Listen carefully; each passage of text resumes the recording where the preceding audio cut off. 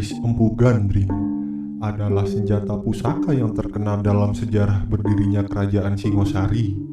Keris ini dikenal memiliki kutukan yang dikeluarkan oleh pembuatnya. Misi kutukan Empu Gandring yaitu bahwa keris itu akan meminta 7 korban dari kalangan penguasa Kerajaan Singosari. Kutukan keris ini benar-benar berlaku, yang mengakibatkan terbunuhnya raja-raja Kerajaan Singosari. Keris Empu Gandring merupakan keris yang dipesan oleh Ken Arok yang pada awal abad ke-13 saat menjadi prajurit dari Tumapel, sekarang Singosari di Malang. Keris ini dipesan oleh Ken Arok untuk menghabisi majikannya sendiri, yaitu Tunggul Ametung, yang saat itu menjadi kepala daerah di Tumapel. Hal ini dilakukan karena Ken Arok jatuh cinta dengan istri Tunggul Ametung yang bernama Ken Dedes. Ken Arok kemudian memesan keris kepada seorang pandai besi terkenal yang bernama Empu Gandring. Empu Gandring menjanjikan kepada Ken Arok akan membuatnya keris yang sakti dalam waktu 1 tahun. Namun, selang beberapa bulan, Ken Arok sudah tidak sabar. Dia pun nekat datang menemui Empu Gandring dan merebut keris yang belum selesai itu. Kemudian, Ken Arok mengujinya dengan menusukkannya ke dada Empu Gandring hingga tewas. Keris itu pun diambil Ken Arok, yang kala itu belum memiliki nama.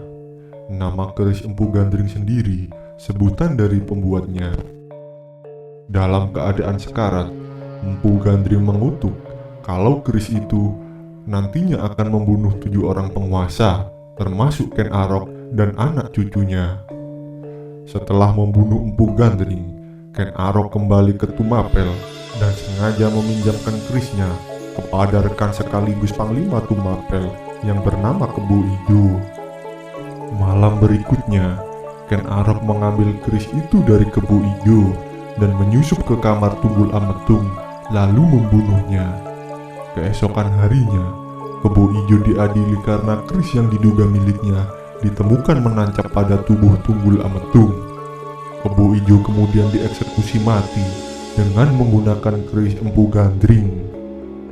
Setelah Tunggul Ametung meninggal, Ken Arok menyatakan dirinya sebagai penguasa baru Tumapel dan menikahi Ken Dedes. Saat Ken Dedes menikahi Ken Arok, Ken Dedes tengah mengandung anak Tunggul Ametung yang setelah lahir diberi nama Anusapati. Setelah menjadi penguasa Tumapel, Ken Arok kemudian mendirikan Kerajaan Singosari pada tahun 1222 dan menobatkan dirinya sebagai raja pertamanya. Ketika Anusapati dewasa, dia mengetahui bahwa Ken Arok yang membunuh ayah kandungnya, yaitu Tunggul Ametung. Anusapati kemudian mengutus Ki Pengalasan untuk membunuh Ken Arok dengan keris Empu Gandring. Rencana tersebut berhasil dilaksanakan oleh tim Pengalasan.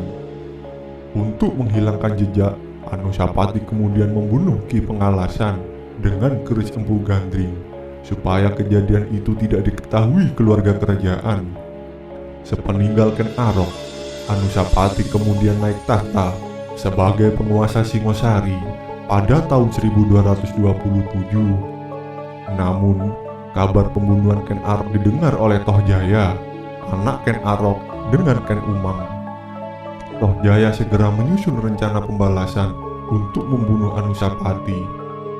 Tohjaya berhasil membunuh Anusapati ketika sedang menggelar sabung ayam di sekitar kota Raja Singosari. Pembunuhan yang dilakukan Tohjaya kepada Anusapati kala itu tidak lain dengan menggunakan keris Empu Gandring milik Ken Arok. Setelah itu, Tohjaya mengambil alih kekuasaan Kerajaan Singosari pada tahun 1248. Namun, pada akhirnya Tohjaya juga dibunuh dengan keris Empu Gandring oleh Ranggawuni, putra dari Anusapati. Di masa Ranggawuni yang bergelar Wisnuwardana berkuasa pada tahun 1248 sampai tahun 1268, yaitu anak Anusapati. Aura haus darah dari keris Empu Gandring ini coba dihilangkan melalui bara magma Gunung Kelut. Aura panas keris itu kemudian diadu dengan menggelagaknya kawah Gunung Kelut.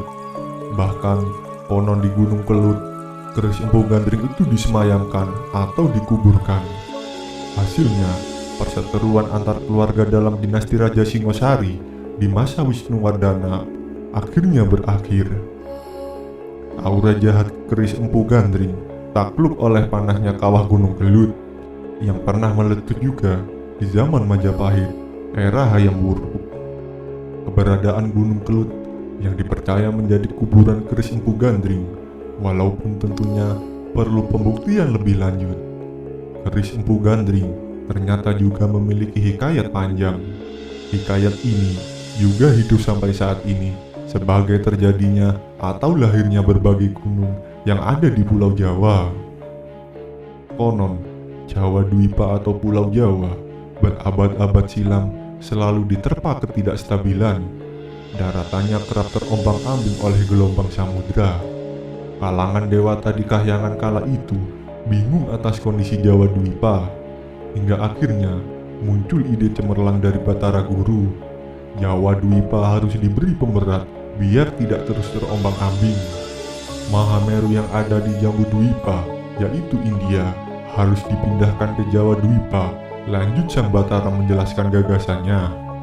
Para dewata sepakat Gunung Mahameru dipindahkan ke Pulau Jawa.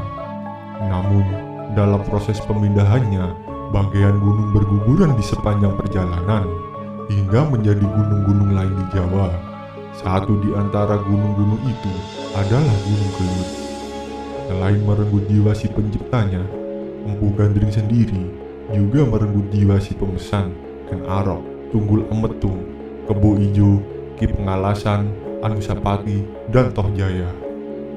Itulah tadi sedikit pembahasan tentang letak keris Empu Gandring saat ini.